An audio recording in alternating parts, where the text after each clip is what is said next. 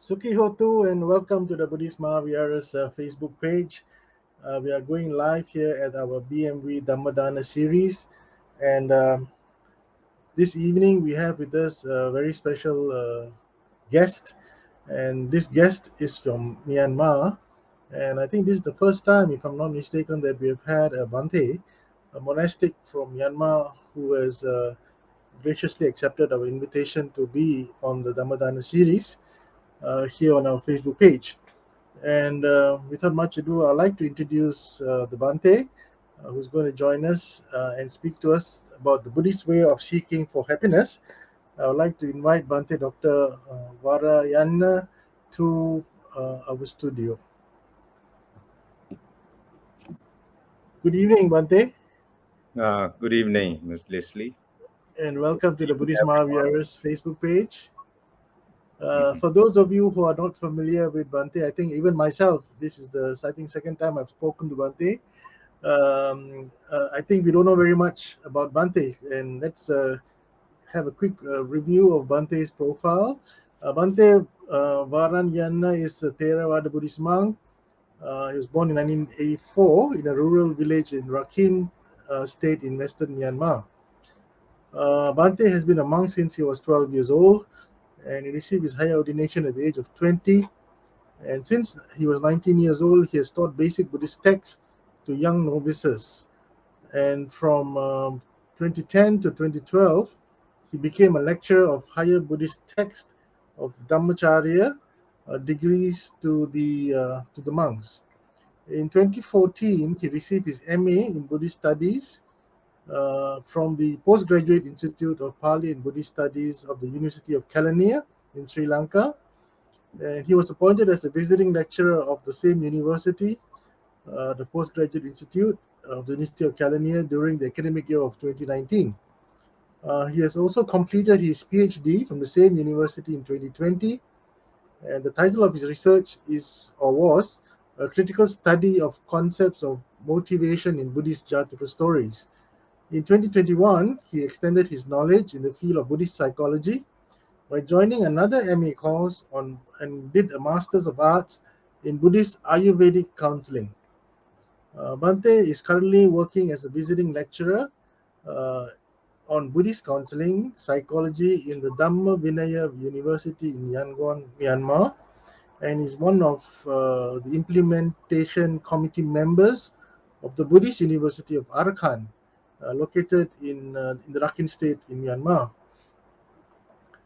He occasionally delivers Dhamma talks to a Burmese audience and sometimes to internationally as well, like this evening.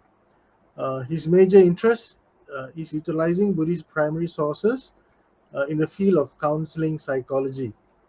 At the present, he is conducting academic work as a visiting scholar to the Shan State Buddhist University in Myanmar, and is also a lecturer on Buddhist counseling psychology in the Dhamma Vinaya University in Yangon. So, as you can see, Bhante is well qualified to speak this evening about seeking happiness, the Buddhist way actually. And now I'd like to invite Bhante Varayan. If I'm pronouncing that right, Bhante, is it Varayana? Yeah, Varanyana. Mhm. Varayana, okay. Varayana, sorry, that's a tongue Jnana. for me. Jnana, okay. We'd like to invite Bhante to start this evening's Dhamma sharing. The title of the talk is Buddhist Way of Seeking for Happiness. Bhante? Thank you, Mr. Leslie, for this kind introduction. So, good evening, everyone. Good morning and good afternoon. So, it's a very nice evening in my country, in Myanmar. That is, as the Ms. Leslie introduced, this is the very first time in the Buddhist Mahavihara, Malaysia located. So before we are going to give a Dhamma talk, we are going to discuss this. So as the founder and owner of these Dhamma, we are going to pay homage to the Buddha saying Namo Tassa 3 times, everyone. Namo tassa bhagavato arahato sama sambuddhassa. Namo tassa bhagavato arahato sama sambuddhassa. Namo tassa bhagavato arahato sama sambuddhassa. I pay homage to the Blessed One, the Worthy One, and the perfectly enlightened one. Thank you. As this was introduced by Mr. Leslie, uh, you can see my academic journey here in Myanmar and in Sri Lanka too. But I was thinking that today the talk is not much based on in the academic way, is a freely and the more flexible way I'm going to talk, because I don't want to feel much stressed. So to give Dhamma talking for international audience, just like this occasion, I have not much experience, but anyway, I'm very honored to be invited by this organization, Buddhist Mahawihara Malaysia, because I grew up reading the books and listening the talks by Venerable Keshari Dhammananda. Really was a venerated monks, not only the Thera Buddhist, others audience, even to the West, people also really appreciate, recognize as the learned Buddhist monk. So I really highly, respect Venerable Keshari Dhammananda. When I was invited by the organization, I really happy and glad to accept this. And I really honor, really privileged to be here tonight to give you the talk. So let's turn to our topic, the given topic, the Buddhist way of seeking happiness, the Buddhist way of seeking for happiness. So as you can see, this is the very general and a broader topic. Buddhist way of seeking for happiness is a very general topic, but we need to be, it needs to be the specific here. In the research word called scope, we need to restrict the scope. Happiness, when we say happiness in the Buddhism, so generally it can be divided into two types: mundane and then super mundane happiness. But we are not talking about tonight much higher spirituality or super mundane happiness, but the mundane happiness, loki, sukha, we can say that, in the day-to-day life, how we can live happily. Although we are surrounded by many, sometimes instabilities and suffering, and many kinds of socially, politically, and economically, many kinds of predicaments, and even tragedies around us. But we have some channels, we have some ways to be happy. So the themes of this Dhamma talk is to understand that how can we be happy in the middle of such instabilities, in the middle of such sufferings. We can use these sufferings around us. Yes, of course, as you all have already known, in the Buddhist teachings, happiness, unhappiness, or suffering is highlighted as the Pali word dukkha, or it can be translated as the suffering, unsatisfactoriness, or unpleasantness, whatever you name it. So many kinds of the predicaments we live in the mid. But anyway, sometimes we forget to be happy. That is the themes. And I have given the text of this Dhamma talk. There are two options or two ways to be happy, or two ways, these obstacles in the way of the happiness, seeking happiness. We have two options. It's more right to say that. Two options. The first is people seeking happiness, like obeying our desire. It's called Pali word is a tanha, obeying our thirst or our desire. So this kind of happiness is defined as a based on these our emotion, our attitude toward things, external things. So that is the way people define happiness.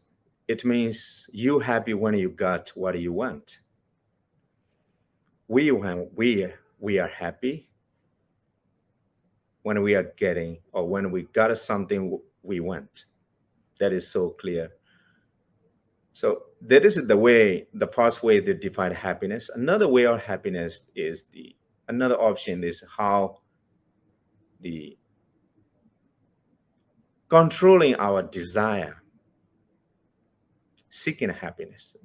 So simply, there are two kinds of happiness: obeying our desire, seeking happiness, and controlling our desire, seeking happiness. So you may have already known some years ago there is a advertisement slogan, the Pepsi advertisement called, the slogan is the obey your thirst. Obey your thirst. Thirst means thirsty, or it can also be defined as the tanha or craving. That is the one way people are usually seeking a happiness, obeying our thirst, obeying our desire. That's one way. So from Buddhist point of view, it means another way that we can understand the first option, the obeying our desire, and we try to change the things around us, try to change things around us based on our desire. Second way is controlling our desire. Too much, controlling our desire, change our desire, our mind, things, the nature. It means that we try to live naturally, accepting things around us. The second way, that is the Buddhism prefer, because of the first way is simply not possible. Not possible. Why? Why is not possible? Because we try to be happy things with the external things, getting external things. That is the very simple things that many people understand that thing, especially Buddhist people, through from the books or the learning. For example, like 100 years ago, there were a lot of wars and fightings, and post-World War or the Second World War. This early of this century, the last century. So people in this mid of the war and in this battlefield, there were a lot of sufferings and the tragedies and many kinds of predicaments on a human being. It's very difficult even to get a piece of bread or food and a bottle of water. Very difficult. At the time, people may think that it's not secure. So a lot of fighting there, country to country, nation to nation. So we can see the history, human history in the early of this century is uh, full of the battle and the war and many kinds of fightings, aggressive fightings.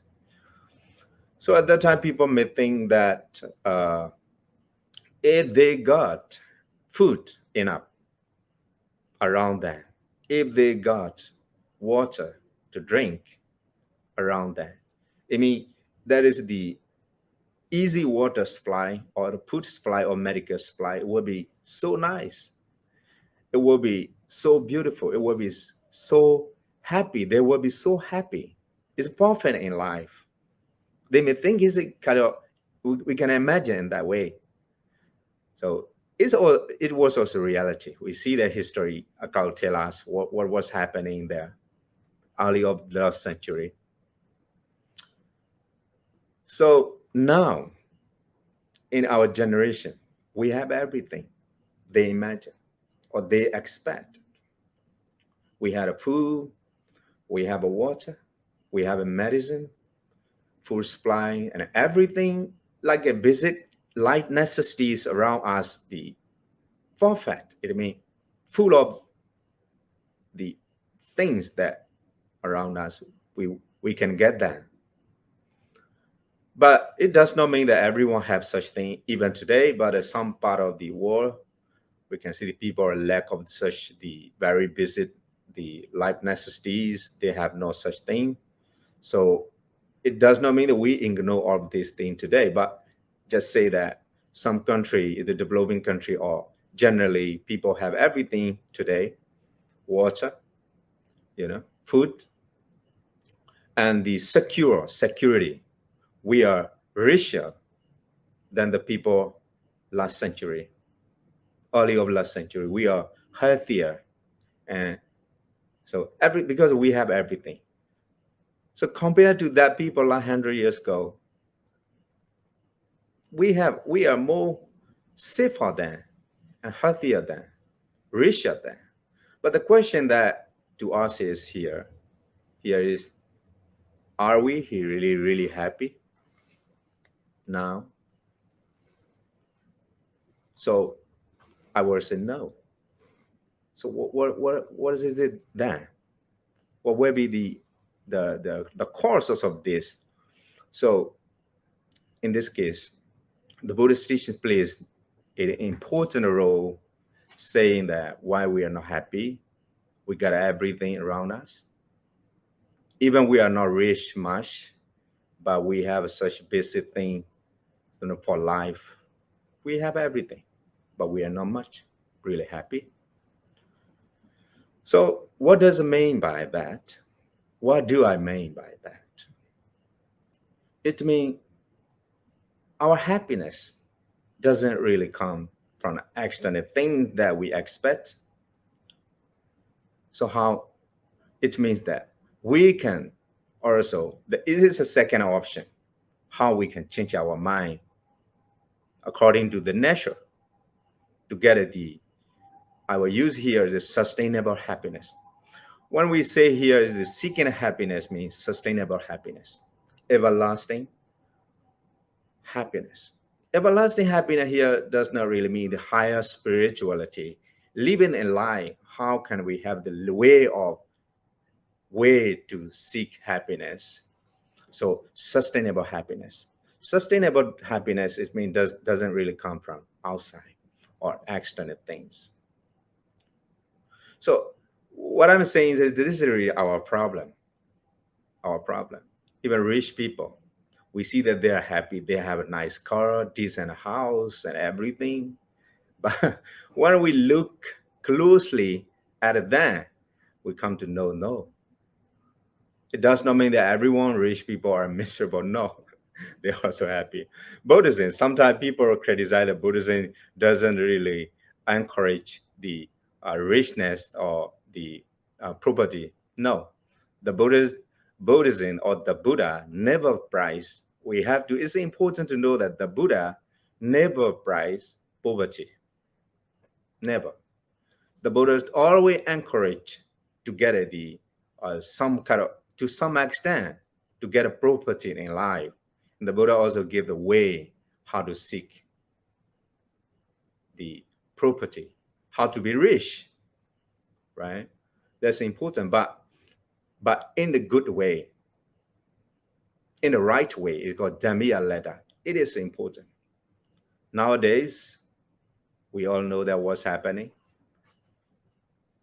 I'm not saying all, but new generation. It is the value system difference. That is the reality, real problem we are facing now. What is the different value system? So in the Asian generation, the last generation, even in Sri Lanka and other society. So my country, my society in Myanmar, people value, they live simply, according to the Buddhism, the simplicity and non-violence. There's two fundamental things they follow. They don't want to be much popular. They don't want to be much famous. So they simply live. Of course, they also want to be successful, but in a good way. They also appreciate that they have to sustain and follow their traditional practice in a good way. That is their value. But I see that some new young generation, when they were asked what they want to be when they grow up, they want to be some popular, the famous actor, something like that. But they don't think about this kind of the ethic is happening. It is what I mean by the value system. In any way, if they succeed or are successful, they will go that way. It means ignoring of this obligation and ethic. So it's called value system different. So let's turn to the main topic. I say one word that I said earlier. We have a lot of causes and the many possibilities to be happy, but we forget to be happy. Why?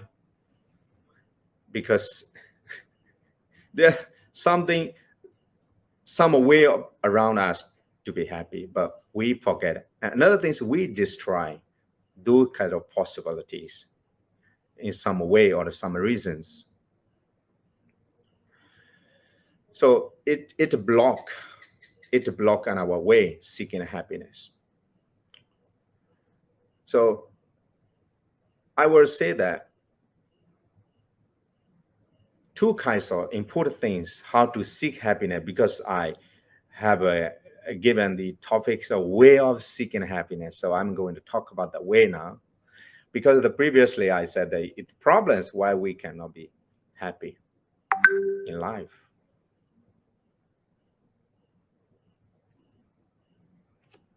Why we cannot be happy. So now that is the course that around us. So now I'm going to talk at the Buddhist way. In the Khuddaka Nikaya, the Buddha has given two important things to be happy in life. Two important things, two fundamental things. First thing is called Indriyesu Guddadora. Indriyesu Guddadora. Second thing is Bhojana Matinyu.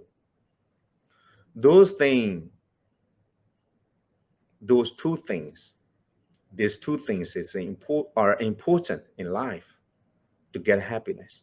That is the way, way to seek happiness. Because trying to define an interpretation of happiness is based on our external things. But now the Buddha is always seeking inside, creation, or we can cultivate ourselves. Even you are not much rich, you have no nice car. So it's a very general sense of things. But the Buddha given the two specific things. Indriya Sugodadora. Indriya, it means the Pali word, translated at English word as the faculties. In other words, bhojana matinu, knowing the limit in eating, limit it eating. So now we have such now disorder, the psychologically, the eating disorder. People, many in developing country have now a lot of problem over the eating. So Buddhist monks in the dispensation, the Buddhist order, the Buddha seriously uh, give the guidance, give a guidance for eating, always contemplation and the limit of eating. The first thing Indriyesu Godadora, it means the uh, faculty why we are not happy.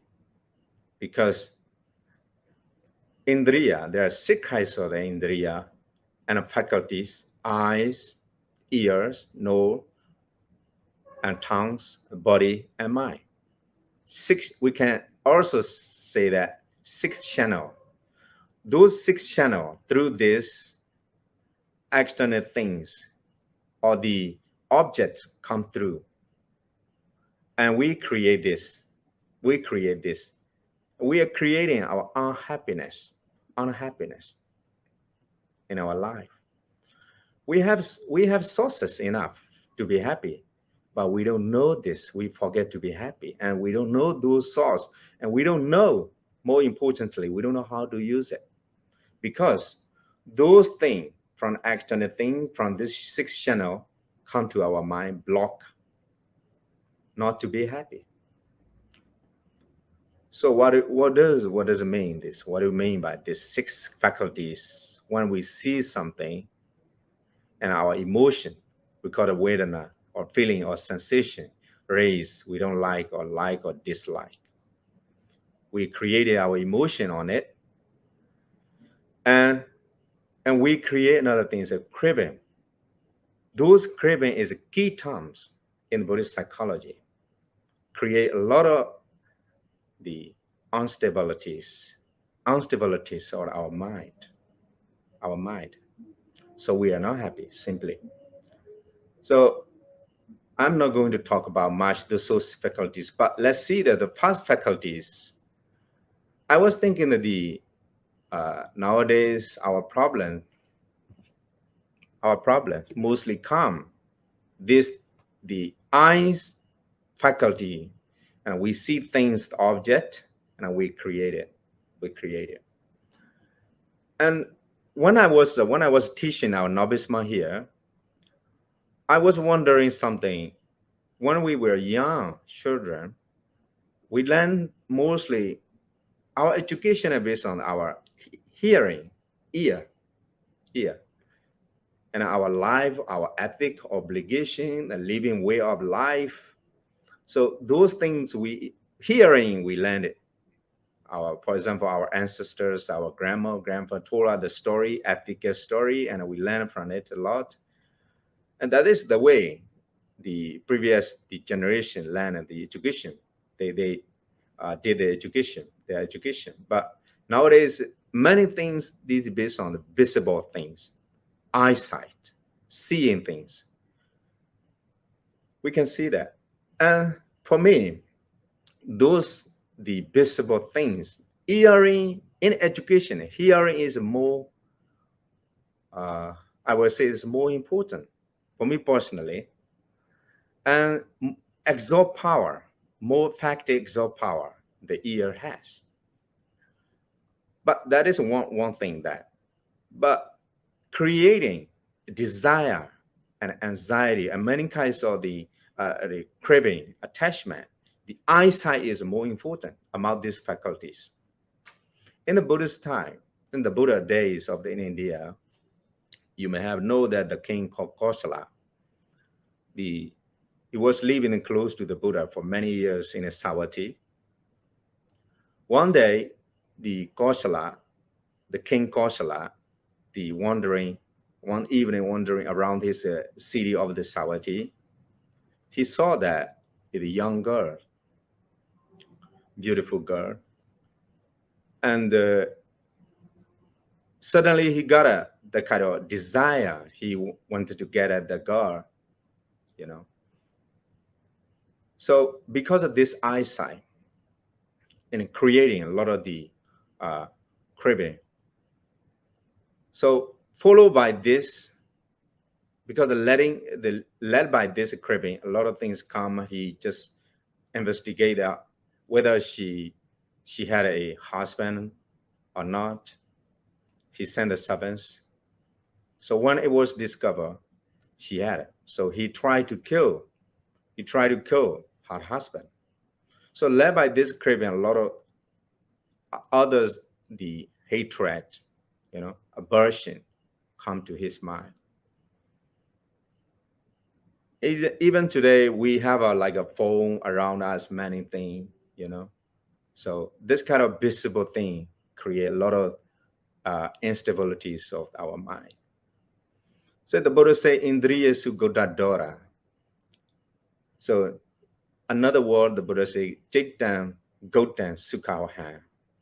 If the mind is secure, if the mind is pure, it can bring happiness, the true happiness. So understanding this, the opposite things we can understand why we are not happy mean because we are not our control. Our mind is not control. It's not under the control of ourselves because we are living control under the control of our mind. Is following as I said earlier, the advertisement of the Pepsi, obey authors. We are obeying this desire. So this creates a lot of things, things that create unhappiness in our life. So to take this key point, what is the main source? The main cause of our unhappiness is our craving. That is one thing. So that is the very fundamental things for the Buddhist psychology or Buddhist teaching. So I will say that.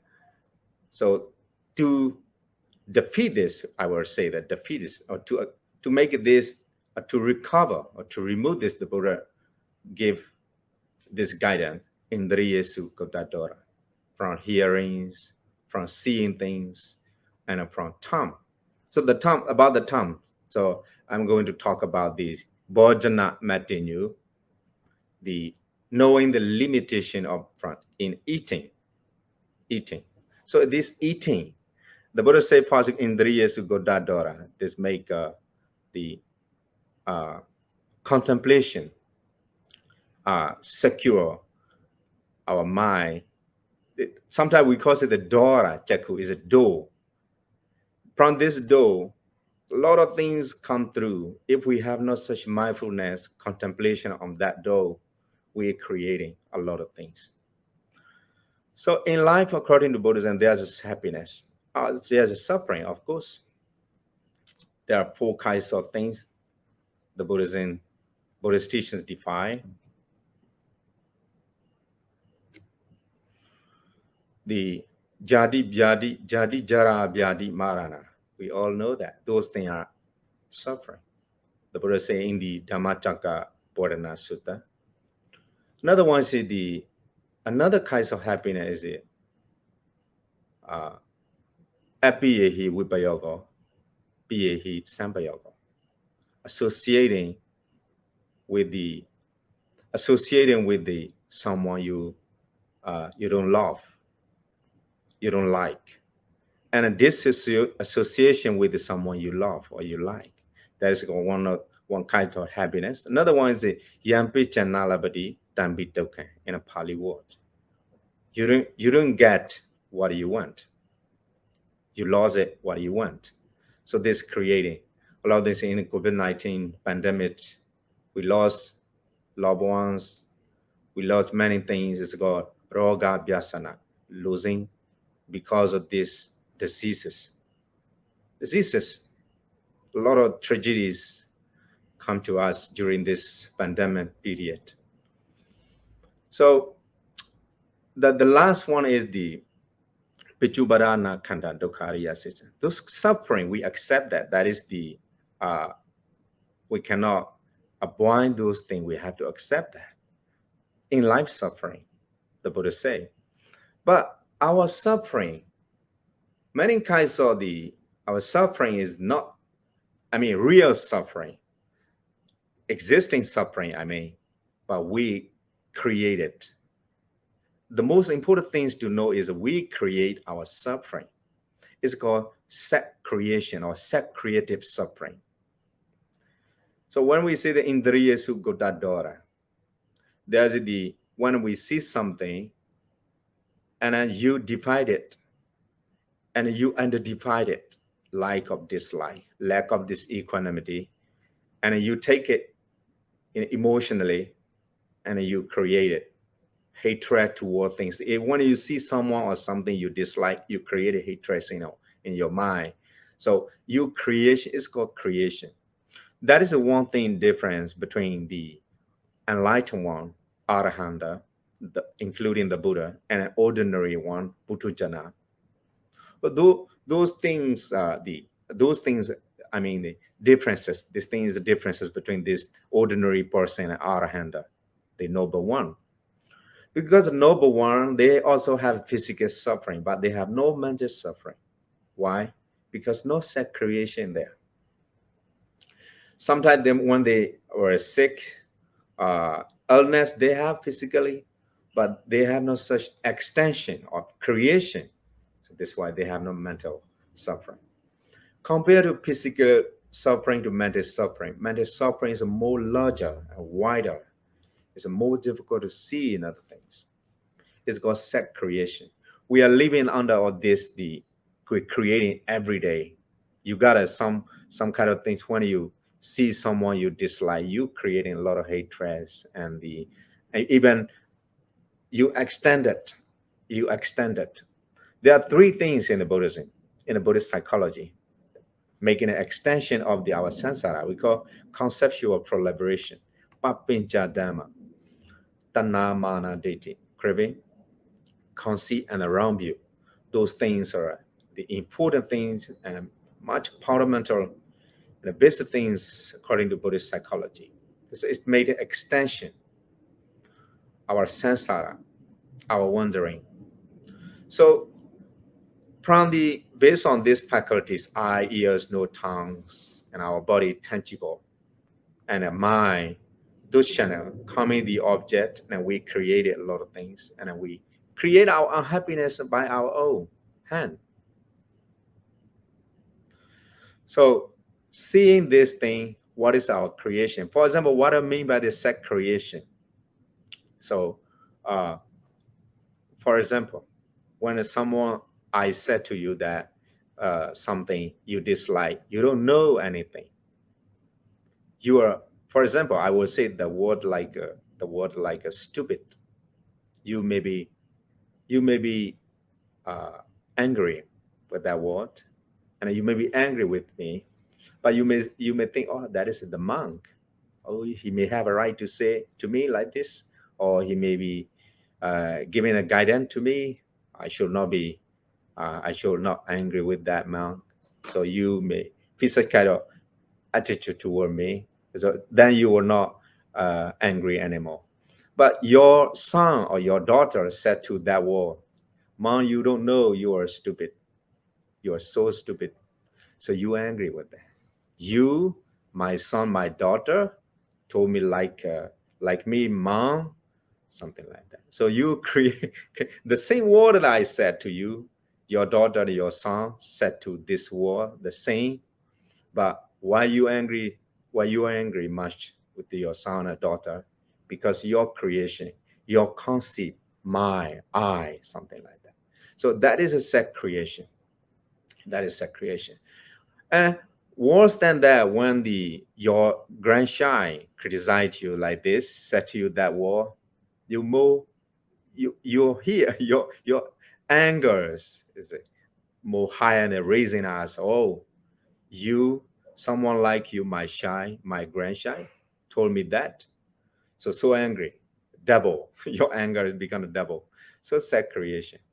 Sometimes we don't know when we don't know the causes, so our anger is not limit, or our desire, the anxiety and some kind of instability is all possible things in mind we're creating.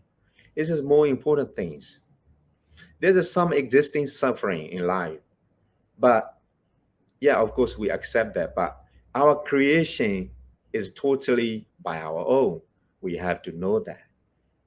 We have to know that.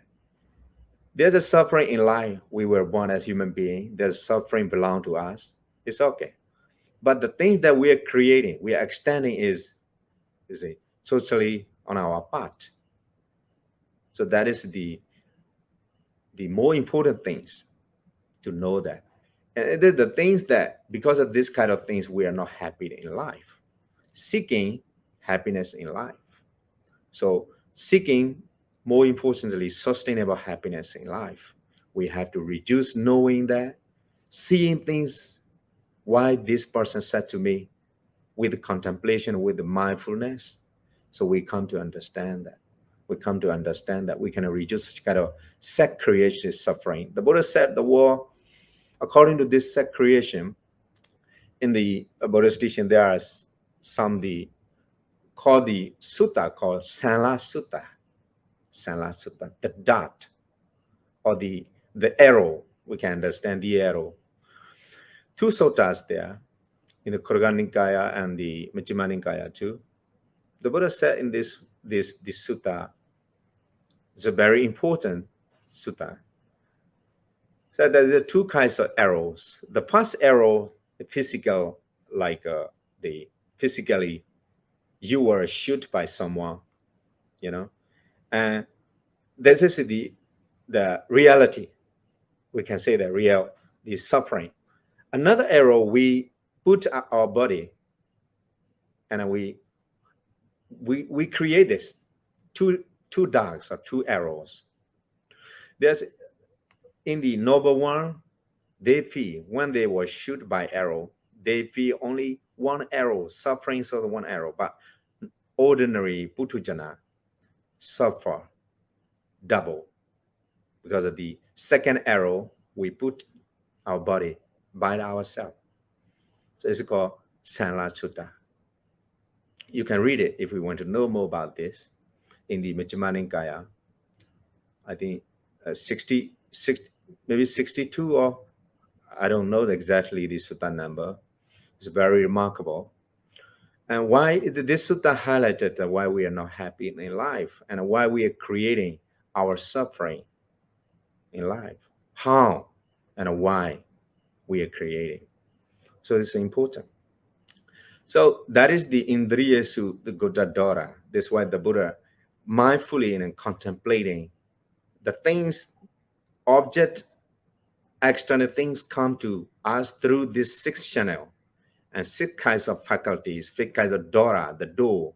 So contemplating and the appropriating, the appropriate attention with the Yoniso Manasikara, reflecting appropriately so we can stop it, those kind of unnecessary instabilities in life. We can reduce it, even though we cannot remove this, we cannot eradicate all those defilements in life, but we can live happily if we can understand, if we are able to understand what are existing suffering and what are our self-creation in life. So this is one part. The Buddha said, Indriya Sugodadora. Another part is Bhojana Matinu. That is a very practical way in life to practice. So as I said earlier, the Buddha, for the Buddhist in his order, Buddhist monk have to contemplate importantly on the food, daily food. Diet is more important because of our time. So I hope the word that one the scholars say, it is very practical in this very era, in this very, the time, because we're eating. Sometimes we don't know we are eating for our body or our time. It's so important. It's creating a lot of instabilities in life, a lot of unhappiness, This is why I choose to talk this. You know, there is some basic things. Some people really following for their carefully choosing their diet, and they, you know, but some people don't. When the once the same king Kosala came to the Buddha, he said, I'm sick, so much feeling unpleasant, feeling ill. I'm not I'm not healthy. So please give me some guidance, some give tip how to be happy and how to be healthy. The Buddha say you eat a lot. This why you are not healthy. So diet, eating system, you have to be careful. So the Buddha give the way of the eating, you know, because the Kosala eat a lot every day, all possible good things, good meal, and he gather and eat. So this kind of eating put him into trouble. He suffered a lot. But following the Buddha guidance given by the Buddha, finally he recovered and become healthy. That's why the Kosala say is a very famous word in Buddhism, Aroja Paramalava. Healthy, health is the gift in life. Yes, of course, it's a gift. So why is it much connecting our healthy and mentally, physically in our diet system? Why? Because the Buddhist emphasizes we are eating sometimes rarer, rarely for our body, physical body, but for our mental desire, we are eating. It means we are following our terms, following our terms. We all know that is a grain like a diet, vegetable, very fresh, organics, very healthy food. We all know that those make our body healthy and strong and pure. But what we want to eat is something different. You will see there's like a very good hamburger, layer meat and a vegetable and a much of butter putting on this when we eat this thing. Oh, we feel so pleasure, oh, how happy. And in our tongue, this when we are chewing this thing, it's very good taste. Only on tongue. When we swallow, just over your throat, it doesn't really make your body healthy. We all know that. But we want to eat some sweet. The sugar, I think in the world, sugar is killing many people today. So you may here is the audience, many doctors and the expertise of the medical. So they know better than me, of course, but I'm talking from my the Buddhist point of view. It's so important. The most important is what I'm talking is we are eating, now our body, now our body necessarily is needed for our physical body, but our tongue that is a problem. We all know that when we choose a vegetable and some healthy food, it's much not feeling tasty in our tongues. But when we swallow over through, it will really make our body healthy. But we don't want to eat it. We are obeying as like a Pepsi slogan. We obey our thirst, our desire. So it makes us our body unhealthy. When your body unhealthy is a interdependent, your mind not healthy, not healthy. So seeking in our life, seeking happiness in life, knowing the limitation of our eating diet system is also important. More importantly, obeying or following our terms, we have to distinguish that are we really eating for our body or our terms? Our terms. This is a rasa tanha. We call the craving of taste terms. It's so important. It was a much higher emphasis by in the Buddhist teaching. Bhojana, this word bhojana matinu. Bhojana matinu. Because it belongs to your belonging, sometimes house, cars, and other things is belonging to you, but sometimes you are not much really, you know, we are not much really connecting those things every day, every moment. But eating diet system is it. We are, dealing with every day, every day. That's why this one scholar said that is a very remarkable. Well, we are digging our grave with our teeth. We are digging our own grave with our own teeth, because most of the diseases coming through from this this faculties terms. So another thing, that another way of looking at things, the we eating whatever good we want to eat, whether is a we don't want to much care about is it really healthy or not, you know. So it make us unhappy a lot. It make us unhealthy, our body, mentally, physically, a lot. So those two things, I'm going to take it. The Buddha say, in a way of seeking happiness, the first thing is indriyasu kotadora, contemplating those six channel or six faculties.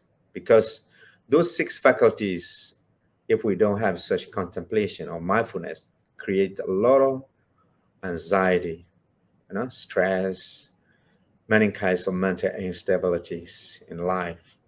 All possible things come through from this. So more importantly, those create, based on those faculties, those are four objects, we create our set creation and suffering. It's called set creative suffering. We're cultivating this because our mind have such tendency to do this. Previous life, because we Buddhists believe that it's not the only life we are existing. We had many previous lives. So we will be reborn again many lives till we reach nirvana, the end of suffering. So our mind have such tendency to create those things, especially bad things. In the when you read out the Dhammavada, you will see the first stanzas of the Dhammavada, Manopopangama Dhamma. Our mind has such tendency to create bad things, the unwholesome things, akusala, akusala. I'm going to how the minds create that unhappiness in life. I'm going to tell you that short story, and I'm going to wind up this talk. In the India, a man, the because in India is the birthplace for the Buddhism, right? Buddhism, but it the vanished and disappear from this land. But anyway, other land like Sri Lanka, Myanmar, other the southern Buddhism, northern Buddhism in China, Korea, Japan, other Buddhism, these are flourishing. But it is the birthplace, even not meditation, the techniques cannot find. So a man went to meditate. He went to find a meditation master who can guide him properly. Then he was seeking in India throughout in India, but he couldn't find anyone. But he decided to cross over the Himalaya and come to the Tibet. And he found that a master, meditation master, and he approached him and asked, requesting to give the meditation techniques. He wanted to meditate. And the Tibetan master say, okay, I can give you that. But first of all, that you have to contemplate three things only: the Buddha, Dhamma, and the Sangha. Only these three things, no others. So he practiced there for like 3 months, Buddha, Dhamma, Sangha. We call it Anusati, Buddha, Anusati, contemplating or reflecting on the quality of the Buddha, quality of the Dhamma, quality of the Sangha. And he was learning from this master. After 3 months, master say, that is the very visit you have established already. You have a well done. You have a well done. And you can go back to your nation, practice this. That is enough for you. The man say, okay, thank you. He thanked him, and he was about to come back. Before he came back, master say, I taught you only three things, Buddha, Dharma, Sangha, not the monkey. He said that. Only Buddha, Dharma, Sangha, not the monkey. So, okay. But he did not understand what the master said, the monkey, lastly. Uh, he said that only contemplating on the Buddha, Dharma, Sangha, not on the monkey. He clearly said that. He did not really understand that, but he came back to India, he practicing. Every time when he practiced Buddha, Dhamma, Sangha, another one is a monkey. He just chanting or reciting and practicing this Buddha, Dhamma, Sangha. In 3 months living in the Tibet, it was okay for him. But when he came back to India, it's a problem. There are four things: Buddha, Dhamma, Sangha, monkey. So he decided to go back again to the Tibet, and he met again a master. Master say, how about your contemplation? There's a lot of he said there was a lot of development there. You gotta improve. He said no, nothing. So, so master asked, you want to learn more about meditation? So the students say no, no anymore. So instead, he say, please remove monkey from my mind. Please remove, I don't want to learn anymore, but please remove the monkey from our mind. So master was laughing because he tests the mind. He seriously, importantly taught the student about the mind, human mind. Practicing Buddha Dhamma Sangha 3 months, he was established to some extent on Buddhist meditation. But suddenly, say the word monkey always keeping and attaching and grasping his mind. That is the nature of our mind. So our minds follow bad things. They create unhappiness and love. So, okay, conclusion for this talk. What we have to do. So I have said firstly in the earlier of this talk. So what is the possibilities or the causes that make us unhappy in life? And the given two important things in Indriya Sukotadara. It means we make a contemplating our channel, is seeing Indriya in the faculty that secure, making it. We simply say that to make it secure on our door. That's my door, visible eye, ears, nose, tongues, our body, and our mind. Six doors. We, you know, the mindfully contemplating things as they really are, yata Buddha. So that is the first way to seek happiness or to get happiness in life. Second thing is the Bojana Matinu, knowing the limitation in our diet, the food. So there are many kinds of many ways to talk about happiness, but those two specific things that I have talked about this talk. So to conclude this, knowing those things as the Buddha has given, contemplating and mindfully knowing that's reflecting properly with appropriate attention. So may you get a happiness in life. May you be well, healthy, and happy. Thank you so much. Thank you.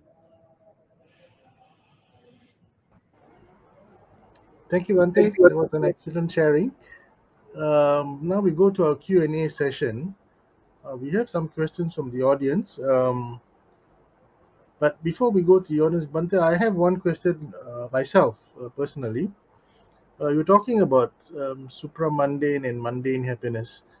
As in many Buddhist countries, especially Sri Lanka, maybe not so much India, Thailand, Burma, Cambodia, Laos. If you notice, you see, most of these countries are actually quite poor, and they're experiencing turmoil, right? Either political, economic, ethnic, health, uh, all kinds of problems they're facing.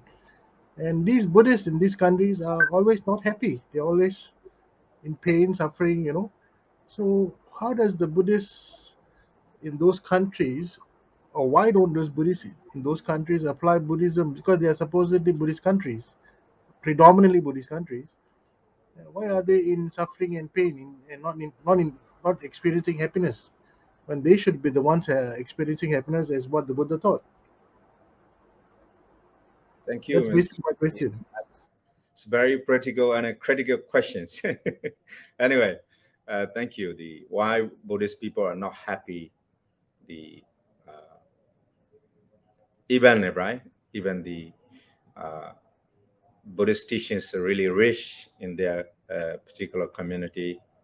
Okay, the am I translating your am I saying your question right? Yes, Rightly. Bhante. What I'm saying is, we have this Buddhist tradition already in place historically, right? Whether it's Sri Lanka, Thailand, or Burma, or Laos, or Cambodia, we already have this tradition and culture in place, which is a Buddhist culture or Buddhist tradition and Buddhist learnings, Buddhist monks, Buddhist temples. The resources are there. So why are these countries still experiencing unhappiness?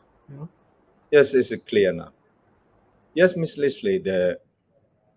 Uh, but one important thing we have to know that throughout the Buddhist texts, the Buddhist teaching, talk, uh, you can see that, or we cannot find any like occasion, any teaching that, uh, I mean, encourage like killing people or stealing other like bad thing never encouraged.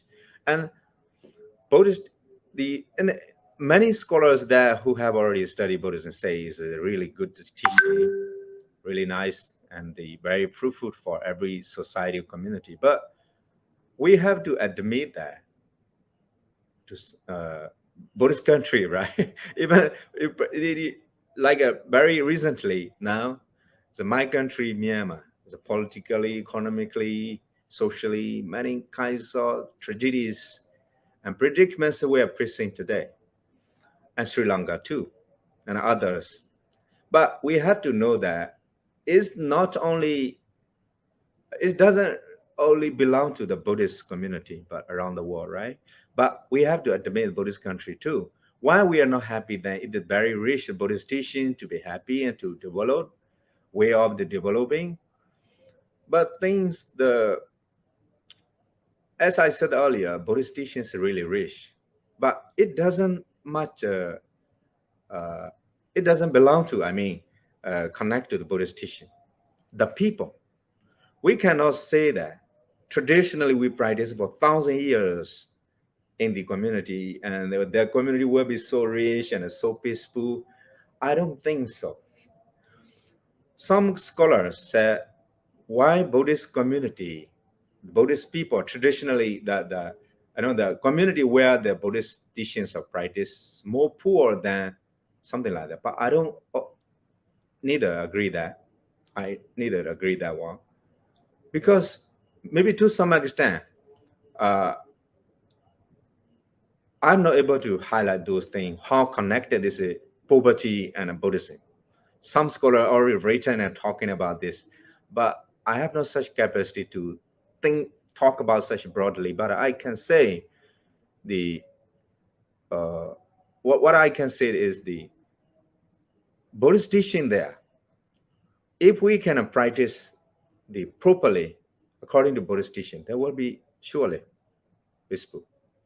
But religious leader talking this, Buddhist monks talking, but in the practice, people are not really practicing, not really practicing.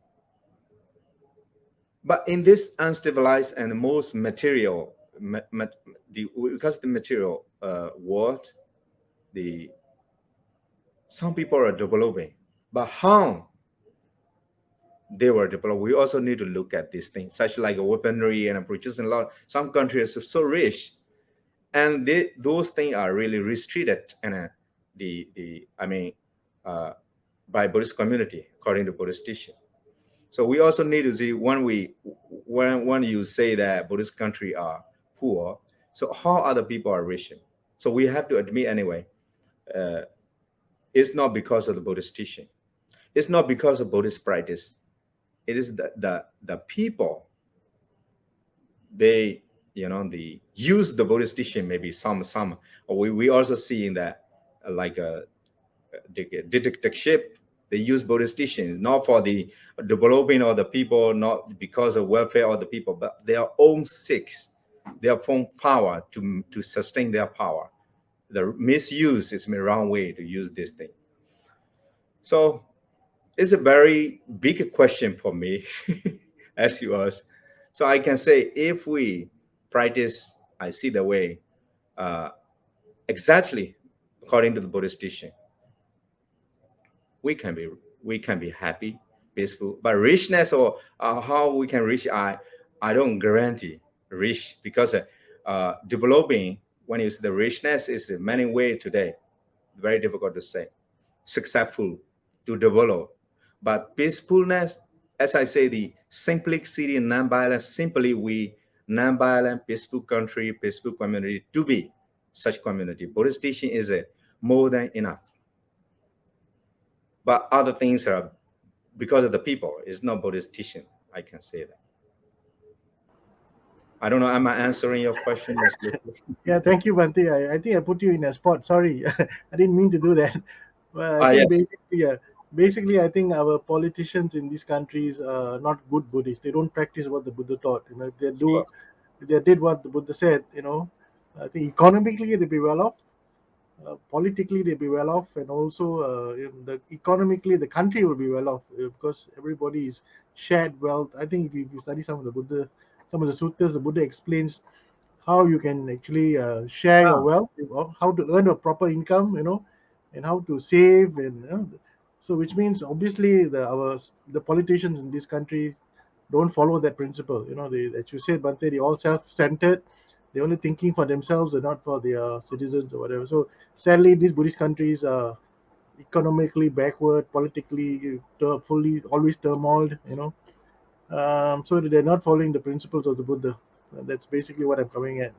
yes, yes, sure. I And just want maybe the to. monastics must work harder to convince these people to change their ways, as Yeah, well. no Buddhist community, like, we cannot say that Singapore is a Buddhist, Malaysia not Buddhist Yeah, community, sure, but Buddhist country. But Singapore is that we cannot even define what is the religious. Maybe yeah. So most of the majority of people believe in some, like a Buddhist, we can say, but officially, like, in the hand of the Mr. Lee Kuan Yew, right? They yeah, say they why they develop, but while in Malaysia, I've been to the Johor Bahru, well, many times. I see that how the Malaysia government organize this thing. They are not Buddhist, but important thing is the corruptions. In the Buddhist country, we see that the leaders, I heard that, but I cannot say that exactly in Sri Lanka. Also, this problem is very high. My country, in the government community, corruption is the most ugliest thing. The yeah, ugliest thing. The Buddhists seriously, they deny this and seriously talk about this. Clean government, clean government is more important. Sometimes we have like constitution. The everyone has constitution when we are yeah, colonial, yeah, under the colonialism, like a British, we have a good constitution. But to implement this constitution, we need good people. What do you yeah. mean by good people? Is a clean people and good-hearted people. But we have constitution, but I mean the cheating people, the bad people use this constitution in a bad way. Yeah. So it's very important to have a good No, people. that's my point, man. I mean, we Yes, are we are supposedly Buddhist. I mean, the leaders are supposedly Buddhist, and they know what the Buddha has taught, and still, you know, maybe that's because they don't have Buddha. In Buddhism, there's no punishment, ah, maybe. with the Yeah, of course, they punishment. believe in some believe in karma, some don't, but still, But yeah. but some people criticize that way, Miss Leslie. You want to say that is because of the it is because of we Yeah, tolerance, let's yeah. tolerate This is getting too difficult to answer. Let's move on. that is Let's good see what. point. Yeah, That's a good point. So uh we also were discussing this because of karma. We usually depend on the karma. If something happened to us because it is your past karma. But I will say that often we are not victim of the past karma. Surely we are not victim. The karma in our hand, according to Buddhism. We have to change it. We have capacity or capability to change our karma. That is it means to be the real human being. Manusata about why we are higher than other people, because we have such capacity to change our karma. If we know that we have a bad karma, we can change this karma to the good karma. That is means to be the human being. So we never say that is because of good karma. We also need to emphasize the present time. We also need to see that the real cause in the government community, the politicians, right? It becoming a lot of corruptions, and they have a lot of things. So this community, it happened like this, my community and your community too. So have to admit, I don't think it's not because of Buddhist teaching we are going misuse. Another things we are not following. That is really a reality uh, in our society. Thank you, Bhante.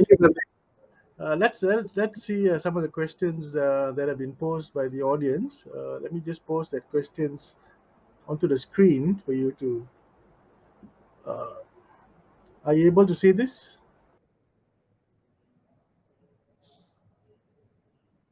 Yes.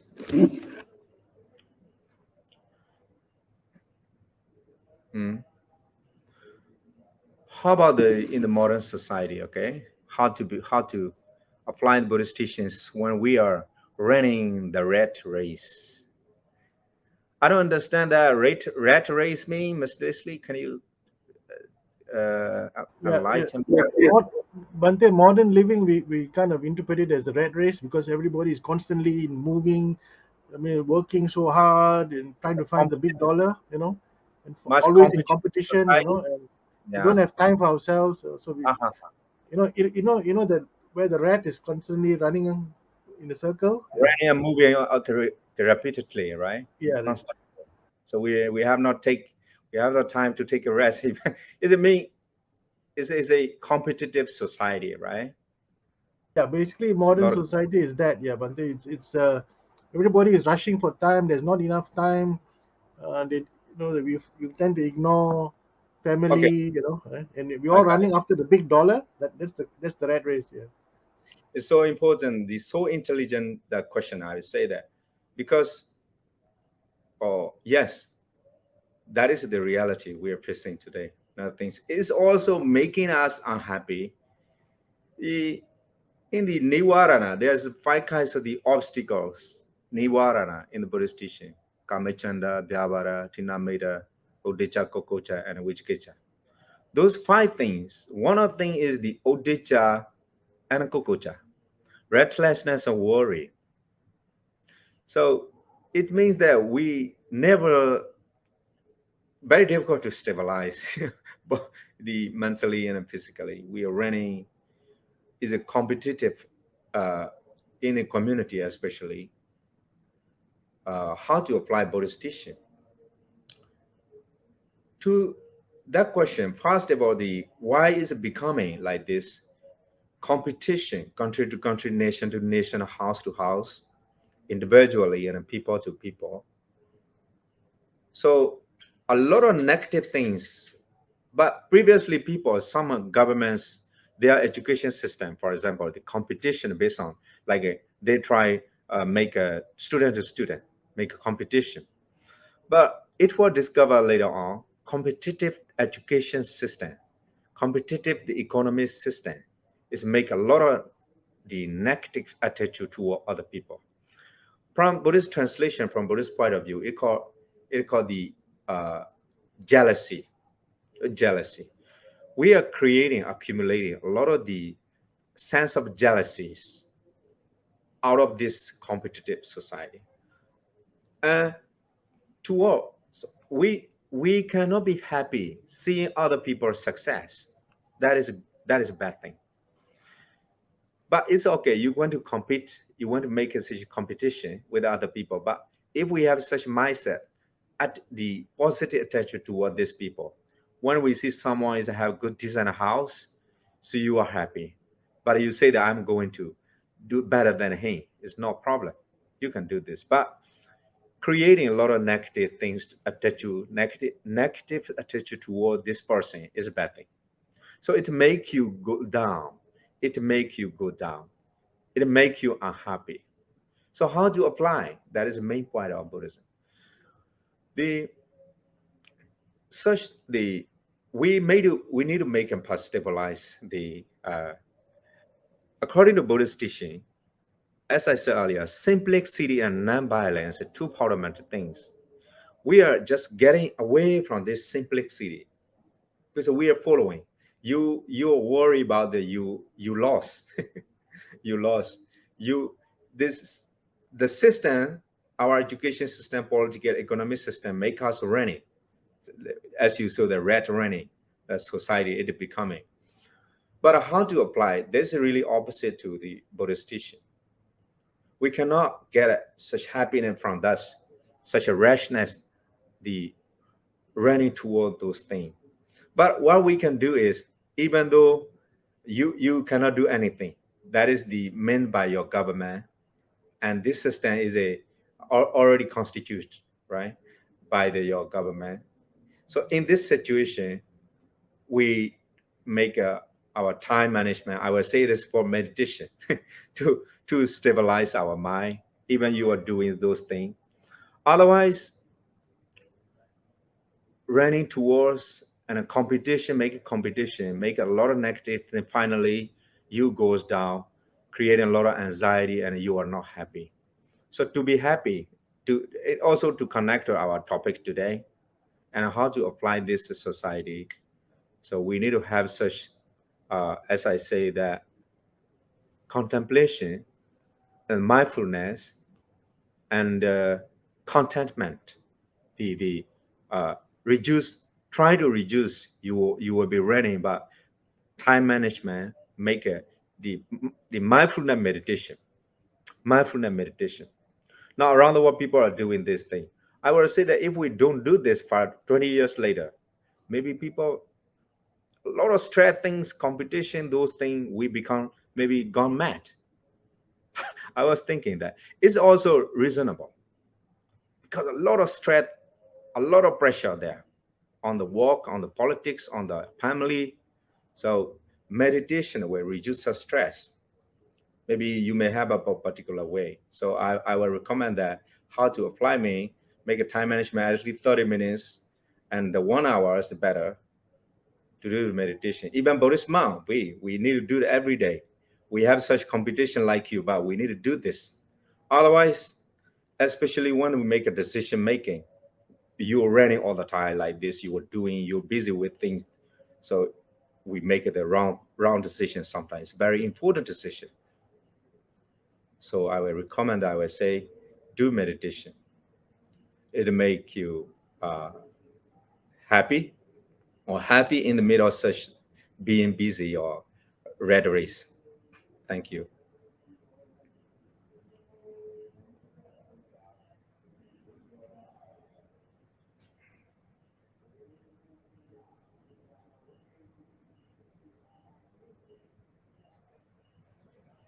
Bandera, is that correct? It is correct understanding that happy and happiness is impermanent.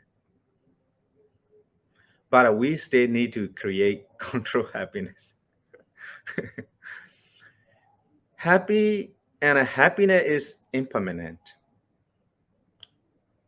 Partially correct. I will say that. Because you said that, is that correct understanding that happiness and happiness is temporary, but we still need to create control happiness. I use the word in the beginning of my talk like a sustainable happiness. Generally correct. Happiness is impermanent. But there are some in the I will say that happiness that depend on external things is really easy to be destroyed, easy to be damaged. It's not sustainable happiness. But according to Buddhist way of seeking happiness, according to Buddhist teaching, we can create the sustainable happiness that not easily broken, Nobody can destroy this.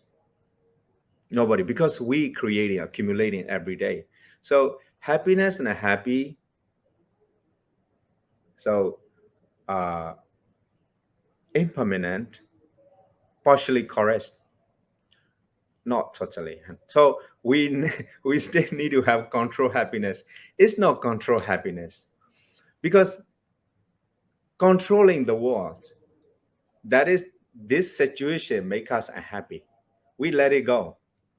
When we let it go, we get a happiness. So this happiness, not our own control.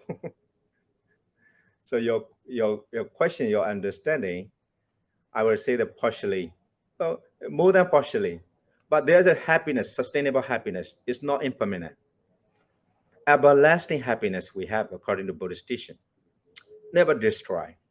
No one can destroy because you, with the understanding, with the contemplating, you accumulated and you created this happiness. So never be destroyed this thing. But need to build by experiential knowledge. Not just knowing the way to happiness, not enough. That's not really enough. That is just like you know, is it very easy to be broken. The sustainable happiness there, those happiness not on, under our control. This is it called this way. So you may have heard that the word the Buddha say, but I don't see this is the Theravada Buddhist tradition. Maybe Zen Buddhist tradition say, someone asked the Buddha, I want to be happy. The Buddha say, please remove I. I is the selfish and a conceive mind, I. Wanting me desire, remove I, remove want, and there's only remaining happiness. That is the real happiness. That is not under the control of our mind, our desire. So is a real happiness. That is what we mean. What it mean by the sustainable happiness. I don't know. Am I creating answering your question? Anyway, thank you. It's a good question.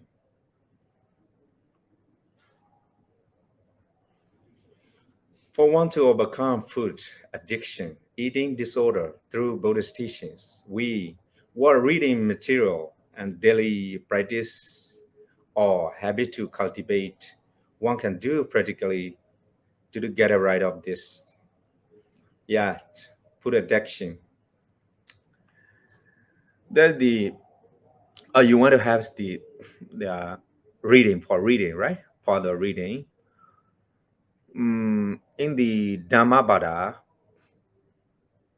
in Kosala Vega, maybe there's the about the kings of the Kosala eating disorder. The Buddha given advice to this king. How can we reduce? For example, the Buddha gives very specific way to the king Kosala because he was sick because of eating addiction. He was addicted to many eating. Many people, the nowadays are happening, especially developing country.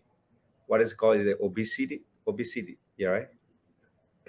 Is a overweight problem because eating disorder or eating addiction want to eat much so weight. So some country lack of food. They have not such the sufficient food. But a developing country, you can eat. But it's not. But especially we need to understand before I give into the text quotation or reference. As I said in my talk, understanding, am I eating this food for my tongues or our body? Contemplating only these things, we can reach to this. Our tongues, because we want to eat sugar, mostly sugar, what we sweet, and maybe other kinds of tasty you may want to have. But before eating, what we need to contemplate is that, are we really eating for our body? Is it necessary for our the physical strength, or or our terms? We are following our desire.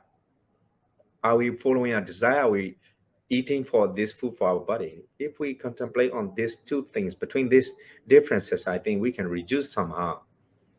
Because mostly people are eating nowadays. Eating. A restaurant is a very good restaurant, there are less to go to eat. And another thing is in the daytime, even the Buddhist monk, you know that in the 24 hours, we have 7 hours, this specifically 7 hours eating time from morning 5 to 12. That is all the time, no eating, only water. Maybe sometimes juice you can use. Maybe sometimes when you are sick, you may have some kind of opportunity to eat something, but not gross food. Maybe some kind of settle the juice and liquids. So the Buddhists restricted on the diet because eating, the Buddhists know exactly why the eating create our desire, to grow this more and more. So to give to you the reference, go and the Dhammapada and read this about Kosala, King Kosala and the Buddha. The Buddha has given, uh, you made this, today I'm going to eat it.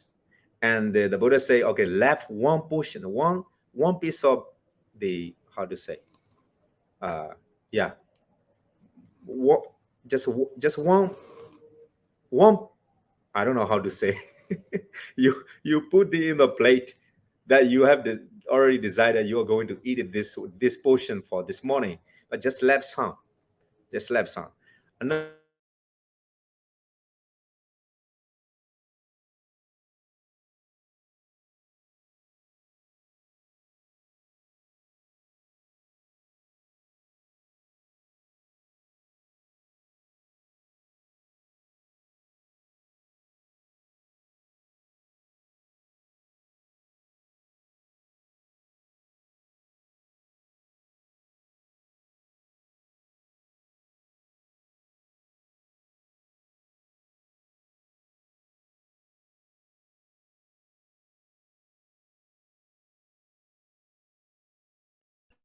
hello, do you hear me, Mr. Leslie? The line is a little poor. Yeah, Bhante, we lost you for a little while. A I little think for while. about 2 minutes we lost you. The last part we heard was King Kosler at the plate, and you were supposed to keep aside a small portion. And after that, we lost Yes. you. So that is the way the remedies for this addiction, eating addiction. But Kosla, King Kosla eat a lot. The Buddha has given. So I mean, if you want to read more, go and read this Dhammapada. But if you're not sure whether to pay yourself, I can send this the reading and some other Buddhist relevant sources. I can send through Mr. Leslie. You can also have this. Yeah, I can send this. Thank you, Bhante. Uh, Once this video is posted on YouTube, I will provide the link and the information that Bhante will provide, and whoever requested that question. Let me see. I think it was Sister Tan Annie who requested that question. I think please refer to our YouTube channel, BMB Dhammadana series, maybe in a week's time when we post that. And Bante can send me the references and I can post that onto the YouTube channel as well. Good. So I think that's all, Bante, we have in terms of questions. Can we now move to the Anumodana? Yes. Thank you there.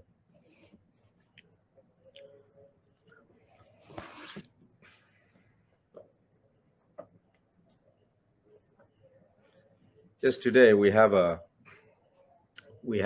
done and we have accumulated merits by giving Dhamma talk from my part and listening to the Dhamma talk from your part. So according to Buddhist tradition, the listening the Dhamma and talking, discussing the Dhamma Sakisha is a really good thing because we are creating a lot of positive attitudes in our mind, accumulating. That is a good thing. From any sense, that is a good thing because we are not doing anything wrong. So for this, we call Dhamma Desana. Uh, Dhamma Sawana Kusala, Dhamma Desana Kusala. Punya Kriya is a kind of the fundamental, the wholesome things that we have done today. So thank you so much for listening to. We are going to send our meritorious, share meritorious to our others. So I'm going to recite this thing so you also can contemplate it. Through the goodness that arises from my brightest, may my spiritual teacher and guidance of the great virtue, my mother, my father, and my relatives, the sun, the moon, and all virtuous leaders of the world. May the highest good and evil forces, celestial trees, guardian spirit of the earth, and the Lord of death, may those who are friendly, indifference, or hostility, may all beings receive the blessings of my life. May they soon attain the threefold blessings of the realize the deathless. Through the goodness that arises from my practice, our practice, and through this act of sharing, may all desire and attachment quickly cease, and all harmful state of mind, until I reach nirvana. In every kind of birth, may I have an upright mind, with mindfulness and wisdom, austerities and vigor. May the forces of delusions not take hold nor weaken my resolve. The Buddha is my excellent refuge and supposes my protections of the Dhamma. The solidarity Buddha is my love. The Sangha is my sport. Through the spring power of all these things, may darkness and delusion be dispelled. Thank you so much. All being received our merits today. Thank you. Thank you so much, everybody. Thank you, Bhante. That was an excellent sharing and also an excellent stanza to share the merits. So before we end, let me take this opportunity to thank Bhante Dr. Varanyana Thera for joining us this evening and sharing the Dhamma with us. On behalf of the Committee of Management and the monks of the Buddhist Mahavihara, thank you, Bhante. Thank you for accepting our invitation. To our sponsors this evening, thank you for sponsoring and letting us have this wonderful evening with Bhante Varanyana. And also to all our listeners and viewers who are watching live this evening. Of course, it's going to be on our Facebook pages. You can still go back and listen to Bhante one more time. But we'll put up an edited version on our YouTube channel within the week.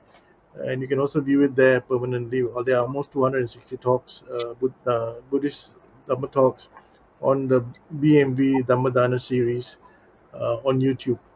So with that, have a pleasant evening and Sukhi Hotu. Thank you. Sukhi Hatu. Okay, Bhante. Thank you, Mr. Slade. Thank you.